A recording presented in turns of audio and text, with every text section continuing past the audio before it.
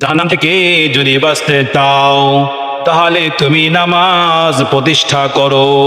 আল্লাহু আকবার। যেই ফাতেমার বংশ যদি আমি বলি, এরকম বংশ আর পাওয়া যাবে না। বাবা কে ছিলেন? সাইয়্যিদুল মুরসালিন ছিলেন। কে ছিলেন? সাইয়্যিদুল মুরসালিন, খাতামুন নবিয়্যিন, শফিউল মুজরিমিন, হযরত মুহাম্মদ মুস্তাফা সাল্লাল্লাহু আলাইহি ওয়াসাল্লাম। বাবা এমন ছিলেন। মা কে ছিলেন? খাদিজাতুল কুবরা রাদিয়াল্লাহু তাআলা আনহা। কেমন মা ছিলেন? কেমন মা ছিলেন? হাদিস শরীফে এসেছে, খাদিজা রাদিয়াল্লাহু তাআলা আনহা যখন মৃত্যুর সময় হলো, তিনি মৃত্যুকে ভয় পেয়ে আল্লাহ রাসূলের কাছে বললেন, ইয়া রাসূলুল্লাহ, ইয়া হাবিবাল্লাহ, আমার অনেক বড় ভয় হয়, আমি আপনার কাছে একটু ওসিয়ত করতে চাচ্ছি, একটু আশা করতে যাচ্ছি, আপনি আমার জন্য একটু কাজ করবেননি? আল্লাহ রাসূল বললেন, হা হা খাদিজা, বলো, কি বলো? খাদিজা রাদিয়াল্লাহু তাআলা আনহা বললেন, আমি যখন মারা যাব, আমার কাফনের কাপড় আপনার একটা জামা দিবেন, আপনার জামাই জন্য দিবেন যেন কবরের ফেরেশতা আজমাইনরা দেখে বুঝতে পারে এটা নবীজির জামা। 2 নম্বর, আমি যখন মারা যাব, আমাকে যখন কাফন দাফন করা হবে, আপনি আমার কবরের পাশে বসে থাকবেন, ফেরেশতা আজমাইনরা যখন প্রশ্ন করবে আপনি সেই প্রশ্নের উত্তর দিবেন। 3 নম্বর প্রশ্ন হলো, আমি আপনার কাছে চাচ্ছি আমার চেহারা যেই রয়েছে, সিনা রয়েছে, আপনার কুদরতি হাতের মাধ্যমে কেবলা মুখী করে আমাকে কবরে শয়ন করবেন। যখন কাফন দাফনের ব্যবস্থা করা হলো, কবরে যখন রাখা হলো, কেবলার দিকে রাসূল রেখে দিচ্ছেন, বারবার কেবলা থেকে মাথা সরে আসমানের দিকে হয়ে যাচ্ছে। আল্লাহ রাসূল চিন্তায় পড়ে গেলেন, বললেন, হে আল্লাহ, আমার খাদিজা কোন অপরাধ করেছে কিনা? আমার খাদিজা তো আমার কাছে অত্যন্ত ভালো ছিল, আমার খাদিজা, তাকে বারবার কেবলা মুখী করে চেহারা করে দিচ্ছি, কিন্তু কেবলা থেকে সরে আসমানের দিকে হয়ে যাচ্ছে। কুদরতি ভাবে আওয়াজ দেওয়া হলো যে আপনার খাদিজার চেহারা কেবলার দিকে করতে হবে না, আরশে আজমের দিকে করে দেওয়া হোক। সুবহানাল্লাহ। আপনার খাদিজার প্রশ্নের কোনো টেনশন করতে হবে না, আমি আল্লাহ স্বয়ং খাদিজার প্রশ্নের উত্তর দিয়ে দিব। সুবহানাল্লাহ। কেমন মা ছিলেন? কে? খাদিজাতুল কুবরা। কার মা ছিলেন? ফাতেমার মা। ফাতেমা রাদিয়াল্লাহু তাআলা আনহুর ছেলে কে ছিলেন? সাইয়্যিদা শাফা বিআলিল জান্নাহ, যুবকদের সরদার হবেন যেই 2 সন্তান, তার মা ছিলেন। যুবকদের সর্দার কে হবেন? হাসান আর হুসাইন। এই যুবকদের সর্দারের মা কে ছিলেন? ফাতেমা রাদিয়াল্লাহু তাআলা আনহা। তাকেই বলতেছেন নবী, আনকিযি নাফসাকি মিনান নার। ওহে ফাতেমা, আমি মুহাম্মাদের পরিচয় তোমার কোনো লাভ হবে না, তুমি তোমাকে জাহান্নামের আগুন থেকে বাঁচাও। এই ফাতেমার আরো পরিচয়, দুলাভাই কে ছিলেন? জিন্নুরাইন ওসমান গনি রাদিয়াল্লাহু তাআলা আনহু, তাই না? শুধু তাই নয়, ফাতেমার পরিচয় যদি দেওয়া হয় শেষ হবে না। এই ফাতেমার নানাও একজন ছিলেন আবু বকর সিদ্দিক রাদিয়াল্লাহু তাআলা আনহু। আম্মা জান আয়েশা রাসূলের স্ত্রী নয়, তাহলে ফাতেমা রাদিয়াল্লাহু তাআলার মা হয় না? তাহলে আবু বকর সিদ্দিক রাদিয়াল্লাহু তাআলার বাবা ছিলেন আয়েশা সিদ্দিকা রাদিয়াল্লাহু তাআলা আনহা। তাহলে কে হলেন? নানা হলেন আবু বকর সিদ্দিক রাদিয়াল্লাহু তাআলা, যিনি সর্বপ্রথম খলিফা, যার চতুর্পাশে বংশধর একদম 100% একদম সব জান্নাতি, সব কি জান্নাতি। আল্লাহ রাসূল বলে দিয়েছেন তার ছেলে দুইজন জান্নাতের সর্দার হবেন।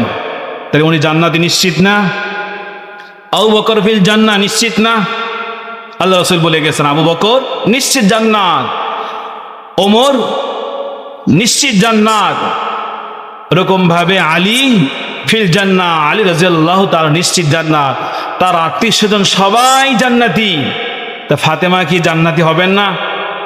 তিনিও জান্নাতি হবেন। তবু আল্লাহ রাসূল বলতেছেন বংশ পরিচয় কোনো লাভ হবে না। আর আমাদের এখানে সামান্য একটু যদি পরিচয় হয় না, হ্যাঁ এমপির ওই অনেক দূরে যে কি হয়, খালু হয়, মামু হয়, বা অত কিছু বলতে হয় না, আমার ভাই লাগে, এতটুকু বললে কি হয়ে যায়, সাতপুন মাফ হয়ে যায়। কিন্তু আল্লাহ পাকের দরবারে এগুলো কোনো কিছুই গ্রহণযোগ্য না। এই জন্য আল্লাহ রাসূল বলেন ইয়া আবা হুরায়রা আদলু সাআতিন আফজালু মিন ইবাদাতি সিত্তিনা সানা। ওহে আবু হুরায়রা, এক মুহূর্তের জন্য ন্যায়পরায়ণ, এক মুহূর্তের জন্য ইনসাফ 60 বছর ইবাদত বন্দিগি করার চাইতে উত্তম। আজ আমরা সরকারি চাকরিজীবী হলে কি হয়ে যায়, অনেক পাওয়ার দেখায়, তাই না? দুনিয়াতে পাওয়ার দেখাইলেন, কবরে কিন্তু পুলিশে কি খায় না, ঘুষ খায় না। কবরে পুলিশে ঘুষ খায় না, ওখানে কোনো সরকারি লোক নাই। কবরে যারা কি আছেন, দায়িত্বে আছেন, আর্মি বিডিআর যে যতই হোক না কেন, কবরের দায়িত্বশীলরা কি খান না, ঘুষ খান না। তারা দেখবেন আপনার আমল নামা দেখবেন। শুধু মুসলমান হলেই হবে না, নামাজ পড়তে হবে। মুসলমান হলেই হবে, হ্যাঁ যাই দেখাবেন এই যে আমার কি আছে, কার্ড আছে, আইডি কার্ড আছে, কি আছে, ন্যাশনাল আইডি কার্ড আছে, এই যে আমার পরিচয় আমি মুসলমান, এই কার্ডেরও পরিচয় হবে না। কিসের পরিচয় হবে না? এই কার্ডেরও পরিচয় হবে না, আমলের পরিচয় হবে। এই জন্য আমল করতে হবে। আমি আপনার আমলদার কিভাবে হব? হাদিসে বলা হয়, আল্লাহ রাসূল বলেন যেই ব্যক্তি ফজরের নামাজে জামাতে শরীক হয়, আল্লাহ পাক রব্বুল আলামিন সারাদিন ওই মুমিন মুসলমানদেরকে আল্লাহ পাকের বান্দা হিসাবে তাদেরকে গণনা করেন। সুবহানাল্লাহ। যেই ব্যক্তিরা ফজরের নামাজে শরীক হয় না, যেই মা বোনরাও ফজরের নামাজ পড়ে না, যেই যুবক, যেই মুরব্বী, যেই চাচারা নামাজ পড়ে না, আল্লাহ পাক বলেন এরা আমার বান্দার তালিকায় থাকে না। যদি এখন সে আমার বান্দা হিসাবে আমি তাকে বান্দা বানিয়েছি, আমি তাকে খাওয়ার প্রয়োজন হলে খেতে দিব, তার যাহা কিছু প্রয়োজন হয় আমি সব প্রয়োজন তার মিটাবো, কিন্তু সে আমার বান্দা নয়। দুনিয়ার একজন কুমার যদি সে একটা মাটির পাতিল বানায়, ওই মাটির পাতিল যদি বানানোর পরে তাকে বলা হয় হে কুমারী তুমি ওই মাটির পাতিলটা ভেঙে ফেলো, ওই কুমার বলে এত কষ্ট করে বানাইলাম, আমি ওই মাটির পাতিলটা কিভাবে ভাঙবো? দুনিয়ার সামান্য একটা মাটির পাতিল যেই কুমার বানায় সে ভাঙতে চায় না।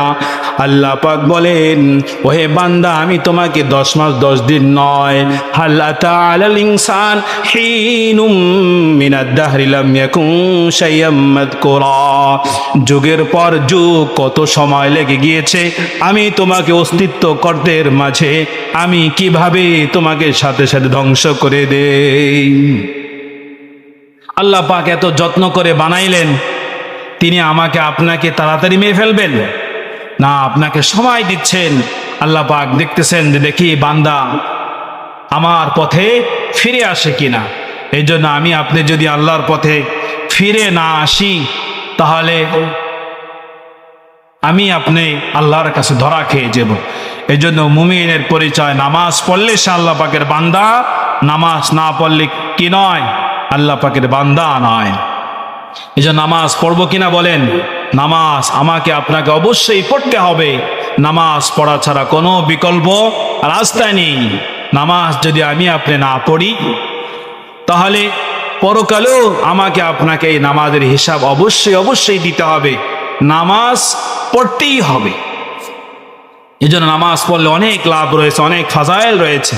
এই জন্য কবি বলেন क्या फायदा है नमाज में सिजदे में जाके देख ले होगा खुदा का सामना जरा सार झुका के देख ले নবীজি বলেন যদি বনি আদম জানতো সেজদা করলে কি লাভ ওই বনি আদম কিয়ামতের আগেও মাথা উঠাইতো না সুবহানাল্লাহ।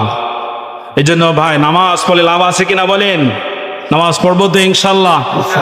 এই জন্য নামাজ পড়া ছাড়া কোনো উপায় নাই। নামাজ না পড়ে যে মুক্তি পেয়ে যাবেন, মা বোনরা যে মুক্তি পাবেন, কোনো উপায় নাই। নামাজ পড়তেই হবে। আপনার বয়স যতদিন আল্লাহ পাক দিয়েছেন, যত ওয়াক্ত নামাজ জমা থাকবে, প্রত্যেকটার হিসাব, প্রত্যেকটা কিয়ামের, প্রত্যেকটা রুকুর, প্রত্যেকটা সিজদার হিসাব দিয়ে আপনাকে সামনে আগাইতে হবে, আপনাকে জান্নাতে পরে যেতে হবে। এটা কোরআনে আল্লাহ পাক সূরাত কলামের মাঝে বলেন, ইয়াউমা ইউকশাফু আন সাকিন ওয়া ইউদআউনা ইলা সুজুদি ফালা ইস্তাতিউন। আল্লাহ পাক বলবেন, ওহে বনি আদম তোমার বয়স কত? সে বলবে এত বয়স। তাহলে দেখো তুমি কত বছর নামাজ পড়ো নাই, সব হিসাব রয়েছে। যত ওয়াক্ত নামাজ পড়ো নাই সবগুলা সিজদা দাও, সবগুলা রুকু করো। কিন্তু তখন বনি আদম যখন রুকু করতে যাবে, কিন্তু তার পিঠ আর বাঁকা হবে না। এই জন্য সিজদা আপনাকে দিতেই হবে। যে কপালে সিজদা নাই ওই কপাল জান্নাতে যাওয়া কি হয়ে যাবে ভাই? অনেক দুষ্কর হয়ে যাবে। এই জন্য প্রথম হিসাব নামাজ। নবী বলেন, আউয়ালু মা ইউহাসাবু বিহিল আবদু ইয়াউমাল কিয়ামাতিস সালাত। সর্বপ্রথম বনি আদমের হিসাব হবে নামাজের। যার নামাজের হিসাব সুন্দর হবে, তার বাকি হিসাবও সুন্দর হয়ে যাবে। এই জন্য ইনশাআল্লাহ আমরা নামাজ পড়বো তো। আল্লাহ পাক আমাদের সকলকেই 5 ওয়াক্ত নামাজ জামাতের সাথে সদা সর্বদাই পড়ার তৌফিক দান করুক। ওয়া আখিরু দাওয়ানা আলহামদুলিল্লাহি রাব্বিল আলামিন। আসসালামু আলাইকুম ওয়া রাহমাতুল্লাহি ওয়া